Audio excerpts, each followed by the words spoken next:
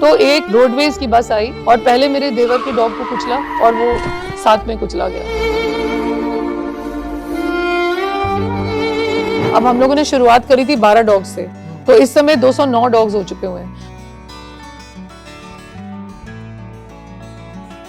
Police की तरफ से आपको कोई हेल्प नहीं मिलती है साहब? ACP Sukanya, I think she was the first officer, वो खुद चलकर आई माधपुर से। शी वेंट टू खंदौली थाना और एफआईआर करवाई। मैं एक बार केदारनाथ गया था, मैंने वहाँ देखा लोग घोड़े पे जा रहे हैं। बट मैम मैं एक चीज़ और उसमें बोलना चाहूँगा, जैसे वो लोग घोड़े पे जा तो रहे हैं बट जो घोड़ा वाला है उसका खर्चा भी उसी से चलता है। ऐसी कोई बात नहीं। आप एक बात बताइए, अगर हम ऐसे ही सोचते रहेंगे तो फिर तो कभी क्रूएल्टी हटेगी नहीं। एनजीओ को लेकर ना बहुत सारे फ्रॉड भी होते हैं। अब जैसे आप कुर्सी पर बैठकर कमेंट कर रहे हो किसी को, it is very easy to comment. आज ये पॉडकास्ट बहुत ज़्यादा स्पेशल होने वाला है क्योंकि हम आज जिनकी बात करने वाले हैं वो बोल नहीं सकते। वो आपसे किसी चीज़ की शिकायत नहीं करते, वो बस प्यार के भूखे हैं और थोड़े से प्यार के बदले वो ज़िंदगी भर की वफादारी दे देते हैं। जी हाँ, मैं आज बात करने वाला हूँ स्ट्रीट डॉग के बारे में। आज इस पॉडकास्ट में हम विनीता अरोरा मैम से बात करेंगे, जो इस मतलबी दुनिया में इन बेजवानों का सहारा बनी है, सिर्फ इसलिए कि इनकी कोई हेल्प नहीं करता। इनका एक एनजीओ भी है जो कैस्पर होम ट्रस्ट के नाम से है। तो चलिए उनसे बात करते हैं और जानते हैं स्ट्रीट डॉग की लाइफ के बारे में।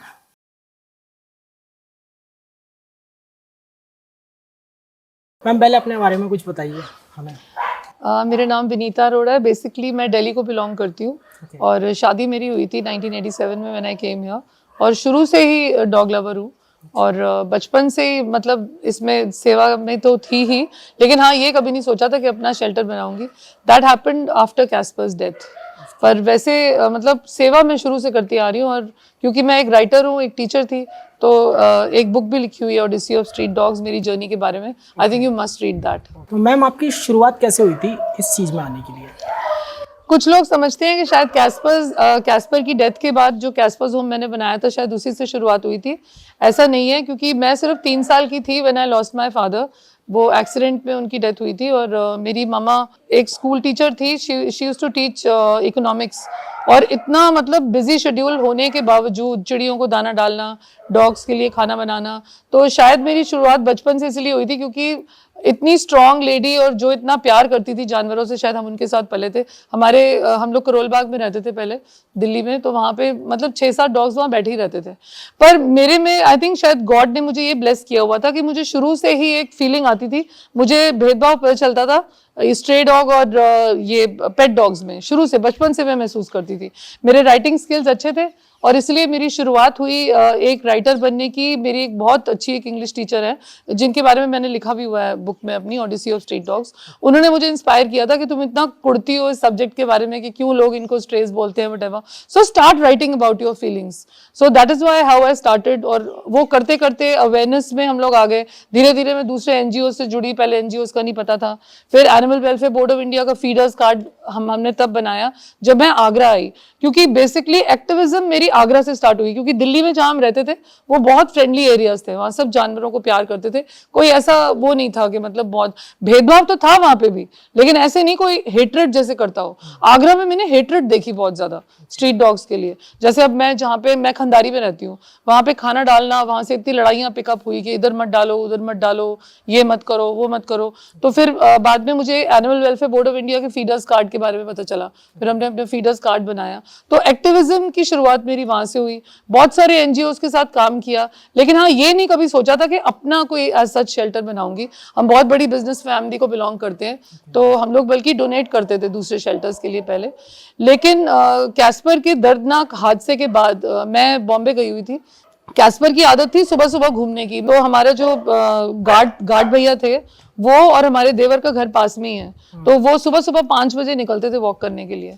तो एक रोडवेज की यूपी रोडवेज की बस आई नो एंट्री में से, और पहले मेरे देवर के डॉग को कुचला। और मेरे हस्बैंड से क्या गलती हो गई कि वो ना एकदम से उसकी स्पीड तोड़ने लगे, ऐसे रोकने लगे। वो एकदम से हमारे रैंप के ऊपर चढ़ गया। जैसे वो कहते हैं ना कि डॉग अपने मालिक की बला ले जाता है, तो दोनों, हमारा गार्ड भी गिर पड़ा, मेरे हस्बैंड भी, और वो साथ में कुचला गया। जब मैं बॉम्बे से आई मैं बिल्कुल पागल जैसी हुई थी। बस मुझे जुनून था कि मुझे उस ड्राइवर को पकड़ना है। बहुत बड़ी हमारी लंबी लड़ाई चली, पर यूपी रोडवेज के साथ मेरी लड़ाई जो थी वो इतनी इजी नहीं थी।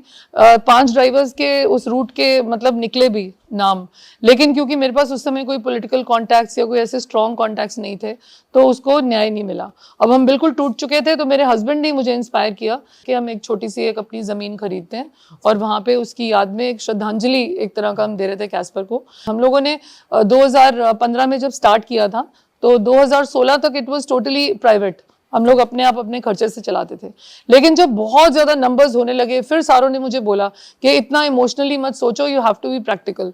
जब तक आप संस्था नहीं बनाओगे तब तक आप इतना नहीं कर सकते। तो इसके लिए आई थिंक मैं श्रेय दूंगी एक अजय दीप है जो वॉइस ऑफ वॉइसलेस चलाते हैं फरीदाबाद में। उन्होंने मुझे ये राय दी कि आप ट्रस्ट बनाओ, उसमें सिर्फ कुछ चुनिंदा लोगों को लो जो आपकी ट्रस्ट तोड़ेंगे नहीं, जैसे अपनी फैमिली हो गई, फ्रेंड्स हो गई। तो हमने छोटा सा ट्रस्ट बनाया और मतलब बिल्कुल गवर्नमेंट की मदद ना कभी मांगी। एक्चुअली मेनका गांधी मैम के साथ मेरी पहले पहचान नहीं थी, नहीं तो शायद मेरे कैस्पर को न्याय मिल जाता। मेनका मैम ना हो तो एनिमल वेलफेयर हम लोग इमेजिन भी नहीं कर सकते, क्योंकि वो उधर बैठी हुई भी दिल्ली में हमारे जितने भी क्रूअल्टी केसेस होते हैं उसमें साथ देती हैं। तो हुआ क्या, जब ये हम लोगों ने शेल्टर एक्सपैंड करने की सोची तो मैम ने बोला कि तुम नगर निगम से जमीन क्यों नहीं मांगती। अब उस समय के जो कमिश्नर थे he was not at all interested. अब बल्कि जो नगर निगम की टीम आई हुई है इस समय बहुत अच्छी है, पर उस समय की बदकिस्मती से टीम अच्छी नहीं थी, तो वो मुझे जमीन देना नहीं चाहते थे। तो उन्होंने नारायण में एक ये थी गौशाला थी, उसके पीछे एक लैंड भी नहीं, वो मतलब एक डूब का एरिया था। तो हम तो मतलब शक कर ही नहीं सकते थे कि इतनी बड़ी मतलब गवर्नमेंट की ऑर्गेनाइजेशन हमें ऐसे लूटेगी। तो वो पूरा आप समझिए कि हम जुलाई 21 में शिफ्ट हुए हैं, नहीं अप्रैल 21 में, और जुलाई 21 में पूरा डूब गया पूरा शेल्टर। और वो तो हम लोग बड़े लकी थे कि मतलब वो ना थोड़ा सी स्लोप पे थी जमीन, तो इन लड़कों ने, मेरे जो स्टाफ वाले थे, उन्होंने सारे डॉग्स को ऊपर, उस वक्त हम लोग कम से कम 72 डॉग्स वहां से फ्लड में से बचा के लाए थे। तो लेकिन देखिए ईश्वर जो आपसे लेता है, अगर आपका पैशन सच्चा हो वो आपको वापस भी मिलता है। चलिए वो जो छोटा सा शेल्टर है ना 250 गज का, उसमें ऑलरेडी 180 से ऊपर डॉग्स आ चुके हुए थे। हालांकि वहां पे सिर्फ 50 या 60 रह सकते हैं कंफर्टेबली। अब हम क्या करते, हमने कुछ डॉग्स यहाँ गांव में ही मतलब जैसे छोड़ना स्टार्ट कर दिए, खाना वाना यहाँ खा लेते थे। पर ये बड़ा फ्रेंडली एरिया है, मुझे गांव बहुत पसंद है, क्योंकि गांव में लोग तंग नहीं करते, परेशान नहीं करते, जितने मर्जी डॉग्स बाहर घूमते रहे। तो सोम्या गोयल एक लड़की है, वो मेरी बहुत बड़ी एडमायरर थी। तो एक बार वो आई तो उसने वैसे बाय द वे पूछा कि आंटी इतने सारे ये 14-15 डॉग्स आपके यहाँ कहाँ घूम रहे हैं। तो मैंने उसको वही बोला, बेटा जगह ही नहीं है तो मैं क्या करूँ। तो उसने पता नहीं कहते ना जैसे एक परी बन के आई मेरे लिए। उसने अपने पापा को न जाने कब बोला कि आंटी ऐसे ऐसे मुश्किल में है, और उन्होंने ये जमीन खरीदी and they gifted it to us. ये वाली गिफ्ट कर दी उन्होंने कि कैस्पर्स होम को कि आप अपना इसमें शेल्टर बनाइए। अब यहाँ पे दक्षिणांचल वाले हमारे को बिजली का कनेक्शन नहीं दे रहे थे, कुछ दिक्कतें आ रही थी। कभी बोल रहे थे कि यहाँ से नहीं दे सकते, बीच में रोड जा रही है, आपको पता तो है ही पूरा। तो जब मैंने भैया को बताया, सोम्या के पापा को, अब आप देख रहे हैं उन्होंने ये सोलर भी लगवा दिया हमारे लिए पूरा। अभी हालांकि चालू नहीं हुआ है, थोड़ा सा काम बाकी है। वो मतलब गोयल जो फैमिली थी वो मेरे लिए ईश्वर बन के आई, और आई थिंक आज जितना भी हम लोग यहाँ पे कर रहे हैं it is just thanks to them. वैसे गवर्नमेंट की तरफ से आपको कोई सपोर्ट नहीं मिलता? गवर्नमेंट की तरफ से कोई सपोर्ट नहीं है। मैं तो अभी भी कहूंगी कि चलो आप फाइनेंशियल सपोर्ट नहीं देते, इट्स ओके, लेकिन जो पशु क्रूरता के केसेस हम लोग लड़ते हैं उसमें इतनी दिक्कत आती है, क्योंकि मुझे सबसे ज्यादा शिकायत है पुलिस से, क्योंकि पुलिस तो मतलब एनिमल्स को कुछ समझती नहीं है, ना तो उनको एनिमल लॉज पता है। अभी हम लोग एक प्लान कर रहे हैं पुलिस सेंसिटाइजेशन प्रोग्राम करने का, ये इलेक्शंस वगैरह सब निपट जाए उसके बाद, ताकि पुलिस को ना हमें एजुकेट करना पड़ेगा। अब उनको पेट्स के लॉज नहीं पता, जैसे सबसे ज्यादा दिक्कत मुझे आती थी पेट्स को रेस्क्यू करने में, लेकिन पेट्स के लॉज के बारे में मतलब इतनी अनजान है पुलिस। वो उल्टा मुझे बोलने लगे थे कि आप किसी का पेट डॉग कैसे उठा सकती हो। तो उनको ये मालूम ही नहीं है कि सेक्शन 289, 429, 428, 11 बहुत सारे सेक्शन है जो कि पशु क्रूरता के हैं अभी। तो आप अपने डॉग को एक तो बांध के नहीं रख सकते बिल्कुल भी फॉर लॉन्ग आवर्स, और ना ही मोटी चेन पे बांध सकते हो। एक प्रावधान हम लोग एक और नगर निगम से डिमांड कर रहे हैं कि इन सारे पेट डॉग्स की माइक्रोचिपिंग होनी चाहिए, क्योंकि होता क्या है, मेरे पास यहाँ पे इतने सारे छोड़े हुए डॉग्स आते हैं। अब जैसे यही पालीवाल पार्क में कोई फेंक गया था इसको, तो अब अगर इसको माइक्रोचिपिंग इसकी हुई होती है, हमें पता तो चलता ओनर कौन है। तो ये छोटी छोटी चीजें शुरुआत हो रही है। लकीली नगर निगम के जो इस बार वेटनरी ऑफिसर आए हैं doctor Ajay Singh, I think उन्हीं के टेन्योर में इतने काम हुए हैं, जो एबीसी सेंटर भी खुले जैसे हम लोग चाह रहे थे, और अब वो पेट डॉग्स पे भी ना बहुत काम कर रहे हैं। वैसे पुलिस की तरफ से आपको कोई हेल्प नहीं मिलती ऐसा? नहीं, I am very sorry to say, मतलब चाहे कोई पुलिस वाला मेरी इंटरव्यू सुन रहा हो, मैं आउटराइट बोलती हूँ कि एक भी ऐसा थाना मुझे याद नहीं है जहां पे बिना मेनका मैम की सोर्स लगाए या बिना अभी नगर निगम की सोर्स लगाए कोई भी, या किसी एसीपी से जान पहचान लगाए, जब तक कोई सोर्स नहीं हमारी होती या ऊपर से कोई प्रेशर नहीं पड़ता, the police never helps you in a single case. I am very sorry to say that. अभी रिसेंटली आपको एक केस बताती हूँ, बड़ा इंपॉर्टेंट केस था। जलेसर रोड पे एक ब्रीडिंग का धंधा तो आपको पता ही है कैसा चल रहा है यहाँ पे, क्योंकि लोग डॉग फॉरेन ब्रीड्स खरीदते हैं, इसलिए जगह जगह पे मतलब नुक्कड़ नुक्कड़ पे ब्रीडर्स पैदा हुए हैं। तो अब मैं आपको एक और लॉ बताना चाहती हूँ। आजकल एक नया लॉ इंट्रोड्यूस हुआ है कि 5,000 का हर ब्रीडर को एक लाइसेंस बनवाना पड़ेगा जीव जंतु कल्याण बोर्ड से, और तभी वो ब्रीडिंग का ये काम कर सकता है। एथिकल ब्रीडिंग बोलते हैं उसको। तो ये आदमी एक टेंट सा बनाकर पता नहीं नकली दवाइयां बेचता था, कोई आयुर्वेद समथिंग की। मेरे को सूचनाएं आती है ना ये पशु क्रूरता की, तो उन्होंने बोला कि एक आदमी ने बड़ी बुरी तरीके से एक रॉटविलर को, और वहां पे वो जो व्हाइट वाली जो लैब्राडोर आप देख रहे हैं जिसको हमने रेस्क्यू किया था, इन दोनों को ना बांधे रखते थे वहां पे। अब मुझे तो सिर्फ डॉग्स का पता था, लेकिन बाद में जब हम लोग गए उस जगह पे, आप मान सकते हैं जो फॉरबिडन है, तीतर उसमें आते हैं वाइल्ड लाइफ प्रोटेक्शन एक्ट में, हाईली प्रोटेक्टेड जानवर है, उसमें 3 साल की जेल हो सकती है आपको। पर उन्होंने तीतर तक वहां पे पाले हुए थे, तीतर पाल के बेचते हैं। लकीली मैंने टेंट में देख लिया।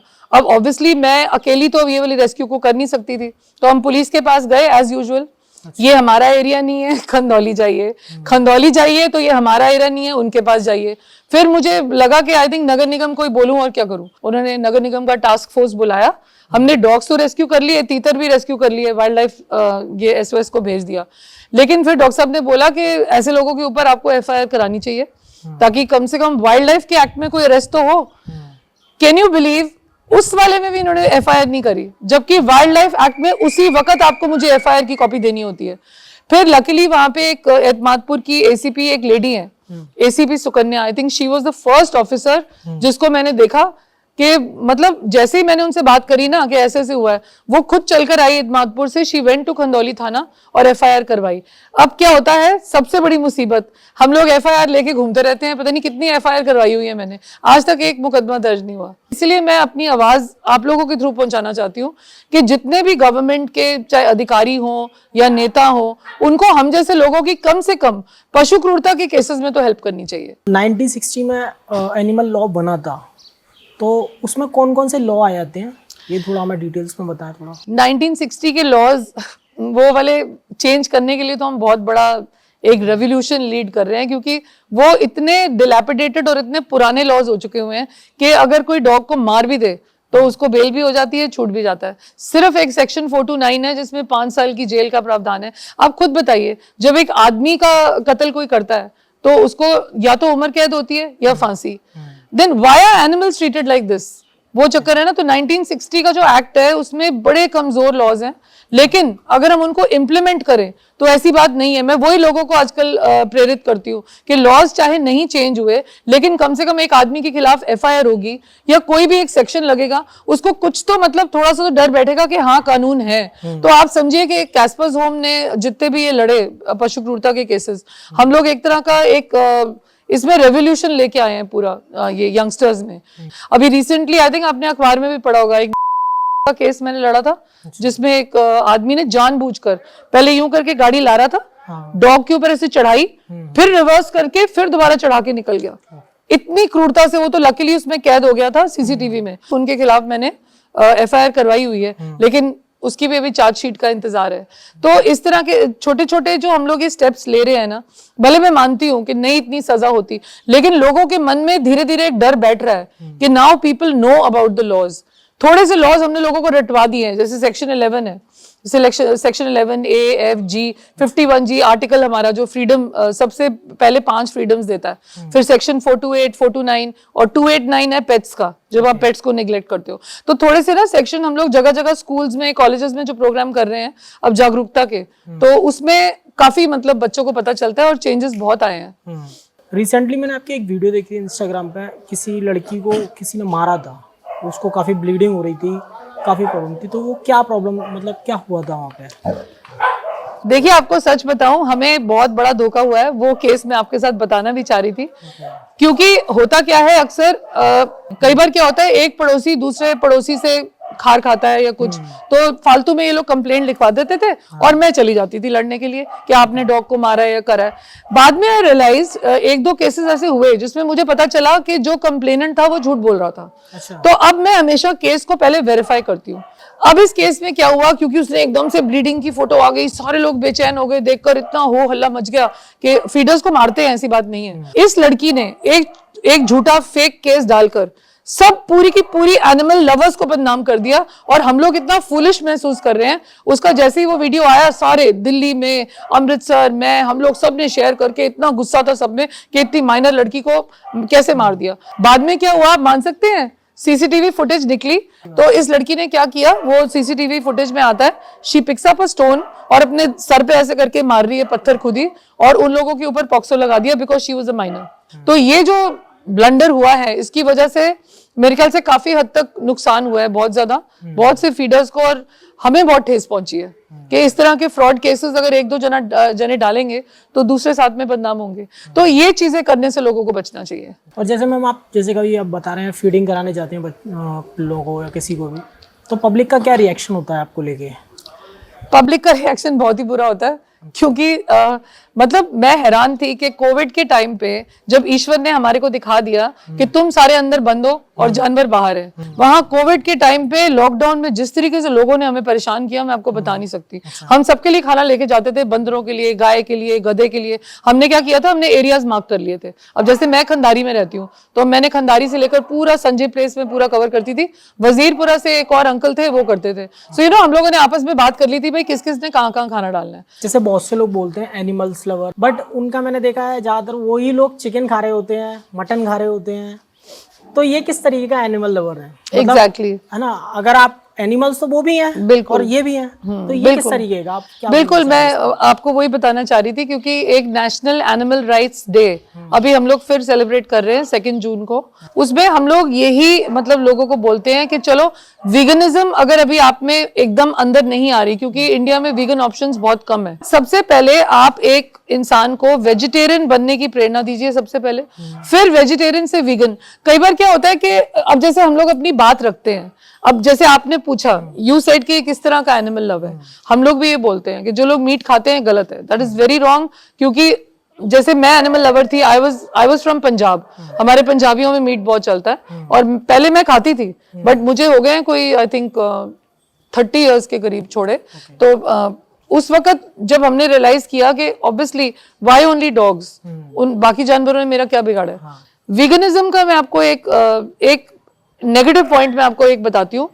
होता क्या है, जैसे हमने कोई डॉग क्रुएल्टी केस डाला, ठीक है, अब वो क्या करते हैं वहां पे कमेंट्स मारना शुरू कर देते हैं, अरे चिकन बिक रहा है, पोल्ट्री बिक रही है, अंडे, मतलब why are you connecting one species to another. होता क्या है, वो नेगेटिव कमेंटिंग से वो सारा केस खराब हो जाता है। तो दरअसल में आप क्या कर रहे हो, आप मैसेज ठीक दे रहे हो, लेकिन आप जो तरीका दे रहे हो वो गलत है। क्योंकि अगर आप जैसे मैं डॉग्स की केयर कर रही हूँ तो सब मुझे बोलेंगे, अगर कोई बोलेगा why not hens, why not this, अब मैं इतना कर रही हूँ, तुम जिस कॉज के लिए फील कर रहे हो तुम भी कर लो। सो ये तरीका नहीं होता समझाने का। अब जैसे मैं अगर मेरे बहुत सारे फॉलोअर्स हैं जो नॉन वेजिटेरियंस थे, उनमें से हम 50% को तो कर चुके हैं वेजिटेरियन। क्यों? क्योंकि हमने उनको प्यार से समझाया। एक तरीका होता है समझाने का, ये नहीं कि अरे चिकन बिक रहा है तो क्या हुआ, कुत्ते, वो तो तुम उल्टा मैसेज दे रहे हो कि अगर चिकन खाना सही है तो इसका मतलब कुत्ते का मीट भी खा लो। सो ये चीजें ना हटाने के बजाय वीगन्स जिस तरीके से उसको प्रमोट करते हैं वो गलत है। इसी चीज पे मैम मेरे को एक बात बोलनी थी। जैसे आपकी मैंने वीडियोस देखी, उसमें कई लोगों ने कमेंट्स कर रखे हैं, मैम हमें हेल्प करनी है, ये करनी है। तो ऐसा कोई है बंदा जो आपको हेल्प करने आया सोशल मीडिया के थ्रू? हाँ, आए हैं सोशल मीडिया के थ्रू कुछ लोग तो जुड़े, लेकिन ज्यादातर वॉलंटियर्स में ये होता है। जैसे हमारा कोई 32 लोगों का ग्रुप है, मैं बहुत बड़े ग्रुप बनाती भी नहीं हूँ, पर उनमें से भी मैंने एक चीज नोटिस करी है, जैसे पुलिस केसेस जब होते हैं, जब मैं अकेली पड़ जाती हूँ, तो मुश्किल से 3 या 4 ऐसे जेन्युइन बच्चे हैं जो हमेशा मेरे साथ खड़े होते हैं।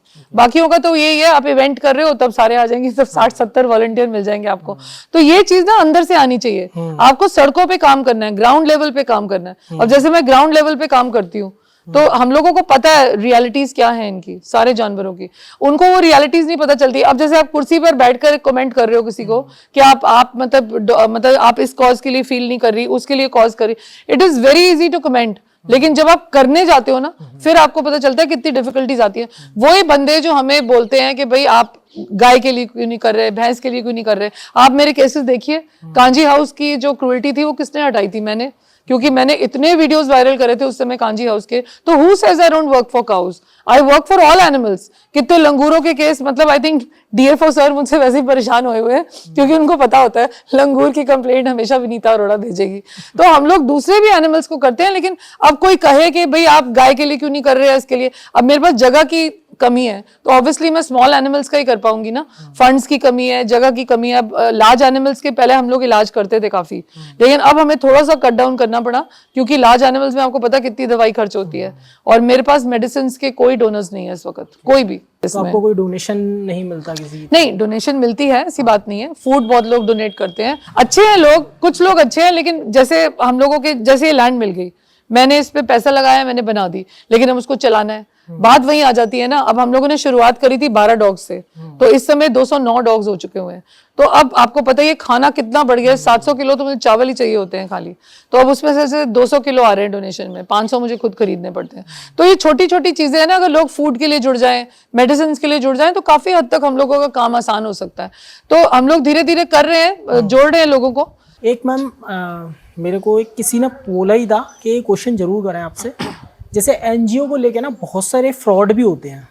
बहुत सारे लोग मतलब ये बोलते हैं हम एनजीओ चला रहे हैं, बट वो पैसे लेके जा रहे हैं या फिर डोनेशन ले रहे हैं लोगों से, उसको कैसे रोका जाए? हाँ, बड़ा दुख होता है कई बार सुनकर कि कुछ एनजीओज फ्रॉड भी निकलते हैं, क्योंकि मैंने भी नोटिस किया है बहुत सारे एनजीओज जो पहले हमारे साथ एक्टिव थे, बात वही है, मैं फिर नाम नहीं लूंगी, क्योंकि कुछ लोग क्या करते हैं, एनजीओ सिर्फ तब तक रखते हैं जब तक एटीजी मिल जाता है उनको, इनकम टैक्स एग्जेम्पशन का जो सर्टिफिकेट होता है, उसके बाद वो बिल्कुल इनएक्टिव हो जाते हैं। हमारे साथ 1-2 एनजीओ जुड़े थे पहले, हमारे साथ जाते थे क्रूएल्टी केसेस लड़ने। आई वाज वेरी हैप्पी कि काफी बड़ी टीम बन रही है, पर एकदम फिज आउट हो गए। मतलब उनका मकसद वही था, ना कोई उनकी एक्टिविटी दिखती है ना कुछ। तो मेरी राय यही है कि लोगों को जाकर देखना चाहिए। आप जैसे गौशाला को भी, अब कई लोग ऐसे हैं यहाँ पे जो बिल्कुल ही आंखें बंद करके डोनेशन दे देते हैं, पर हमसे पूछिए जो हालत है गाय की। We are the most needy organisation, क्योंकि मेरे हस्बैंड और मैं, हम लोग फ्रेंड्स वगैरह सब चला रहे हैं, तो लोगों को पता होना चाहिए कि जहाँ पे गवर्नमेंट की एड नहीं आ रही, तो आई थिंक वहां सबसे ज्यादा हेल्प करनी चाहिए, वो भी अपनी आंखों से देखकर। I always tell people to visit the organisation first. मैं एक बार केदारनाथ गया था, तो मैंने वहाँ देखा कि लोग घोड़े पे जा रहे हैं। हाँ, वो केस रिपोर्ट हो चुका हुआ है। हाँ। बट मैम, मैं एक चीज और उसमें बोलना चाहूंगा। जैसे वो लोग घोड़े पे जा तो रहे हैं, बट जो घोड़ा वाला है उसका खर्चा भी उसी से चलता है, क्योंकि मैंने उन लोगों से भी पूछा था कि ऐसी कोई बात नहीं। आप एक बात बताइए, अगर हम ऐसे ही सोचते रहेंगे तो फिर तो कभी क्रूएल्टी हटेगी नहीं। सबसे बड़ा एग्जांपल मैं आपको बेयर सैंक्चुरी का देती हूँ। पहले भालू और कलंदर आपने सुने होंगे, तो कलंदरों को अब क्या होता है, जैसे लोग समझते हैं कि एनिमल लवर्स अगर किसी चीज को बंद करवा रहे हैं तो वो ह्यूमन एंगल नहीं देखेंगे। ये बहुत बड़ी गलतफहमी है लोगों की। उन्हीं कलंदरों को ट्रेन करके ये जो वाइल्ड लाइफ एसओएस जो काम कर रहा है, उन्होंने अपने ही सेंटर में नौकरियां दी। तो इसी तरीके से जो ये डोंकीज को टॉर्चर करते हैं, जो भी, अगर वहां पे ये जैसे बहुत बड़ा यहाँ पे भी सेंटर बना हुआ है गाजियाबाद में, तो इनको वहां जॉब्स मिलते हैं ना, तो अच्छे जॉब्स में उनको डालेंगे। अब ये आपको क्या लगता है, जो घोड़ियां चलाते हैं वो पी पा के पड़े रहते हैं सबके सब। So you know, we have to finish this cruelty. ये घोड़े वाले गधे वालों के ऊपर इस तरह से दया करो कि उनको और काम सिखाओ और उनके लिए एम्प्लॉयमेंट जनरेट करो, जैसे कि कलंदरों के लिए वाइल्ड लाइफ एसओएस ने किया। ऐसा कोई मैम केस आया आपके सामने जो बहुत ही ज्यादा दर्दनाक हो? ऐसा कोई केस आपके नजर में आया हो? बहुत सारे आए हैं, लेकिन एक मैं खास यहाँ मेंशन करना चाहूंगी कि एक वकील थे कोई न्यू आगरा में, उन्होंने 12 साल से कैन यू बिलीव इट, एक पोमेरेनियन को एक ही खूंटे से यहाँ बांधा हुआ था, वहीं पे सूसू करता था, वहीं पे पॉटी करता था, सब कुछ। तो मेरे पास ये केस आया जब वो ऑलरेडी 12 साल का हो चुका था। पता नहीं क्यों लोगों ने रिपोर्ट नहीं किया। एक तो मैं ये लोगों को ये कहना चाहती हूँ कि क्रूएल्टी देखकर प्लीज आंखें बंद मत कीजिए, रिपोर्ट तो कीजिए अगर आप नहीं भी आगे आना चाहते। तो उस वकील के साथ हम बहुत लड़े, मतलब हमने क्या किया, मैं अपना, मेरे पास एक केस आता है ना, तोड़ तक पहुंचाती हूँ मैं, हमने अटॉर्नीज के ग्रुप में प्रमोट किया। अब क्या हुआ, मेनका मैम ने मुझे बोला ये 12 साल यहाँ काट चुका हुआ है, इसकी रोशनी आंखों की जा चुकी हुई है, आप शेल्टर मत लेके जाओ। आई थिंक वहां हमने गलती कर दी, क्योंकि उन लोगों ने एक तरह का उस बच्चे का कत्ल किया, क्योंकि उसको कैटरैक्ट था आंखों में। तो जब वो खुला, जैसे ही उसको खोला गया, उसकी ना जटाएं सारी, पोमेरेनियन था ना, वो सारी काटी पहले। हमारा पैरावेट को हम साथ लेके गए थे, बड़ा अग्रेसिव हो रहा था, शांत हो गया एकदम से जब उसके पूरे बाल कटे। लेकिन उसको आंखों की रोशनी नहीं थी, दिखता नहीं था, तो हमने मतलब ये भी जिद पे अड़े हुए थे हम ही रखेंगे, ये यहीं पे मरेगा जो भी है। तो हमने बॉन्ड साइन करवा दिया कि दोबारा से अगर कोई क्रूरता नजर आई तो हमारी टीम इसको रेस्क्यू करके ले जाएगी। इनको मैं बोल के आई कि अब इसको हमने खोल दिया है, आप इसको ऊपर मत रखिएगा, नीचे रखिएगा क्योंकि इसे दिखता नहीं है। कैन यू बिलीव इट, एक हफ्ते के अंदर अंदर खबर आती है कि वो मर गया है, वो भी नेबर्स ने खबर दी, ऊपर से नीचे गिर के। अभी भी उसको छत पे रखा। अब बताओ इससे ज्यादा बड़े हत्या और कौन सी हो सकती है। और उसे दफना चुके थे, नहीं तो मैंने उनको छोड़ना नहीं था। इन जानवरों से मैम आपको एक ऐसी सीख जो इंसानों से ना मिली हो आपको?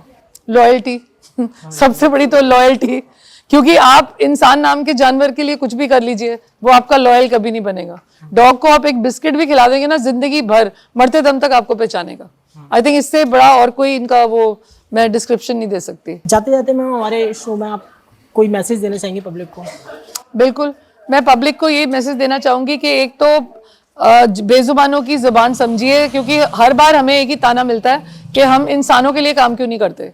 मैं आपको बता दूं, जो जानवरों के लिए काम करता है वो इंसानों के लिए भी करता है, क्योंकि उसमें कंपैशन होता है। तो ये कहना गलत है कि अगर हम जानवरों के लिए काम कर रहे हैं, तो अगर हर कोई ऐसे सोचेगा तो फिर बेजुबानों के लिए काम कौन करेगा। और इन कुत्तों से नफरत मत कीजिए, क्योंकि ये इंडियन डॉग्स हैं, क्योंकि इनके साथ जो डिस्क्रिमिनेशन होती है बड़ी शर्मनाक है हिंदुस्तान के लिए, क्योंकि हम इनको स्ट्रीट डॉग्स और स्ट्रे डॉग्स बोलते हैं, जबकि ये हमारी हिंदुस्तानी ब्रीड्स हैं, इंडियन पारिया डॉग्स हैं ये, जिनको हम इतनी नफरत की निगाह से देखते हैं। तो प्लीज अगर आप वाकई में आजादी मनाना चाहते हैं तो ये जाती हुई ब्रीड्स को आप प्यार कीजिए, क्योंकि वैसे नसबंदी कर करके ब्रीड्स खत्म हो रही हैं। दूसरे फॉरेन ब्रीड्स को अगर आपको खरीदना भी है तो प्लीज हमसे संपर्क कीजिए कि वो रजिस्टर्ड ब्रीडर है या नहीं। हम आपको सारे लॉज बताना चाहते हैं ताकि आप पाप के भागी ना बने एक ब्रीडिंग के धंधे को बढ़ावा देकर। Thank you ma'am.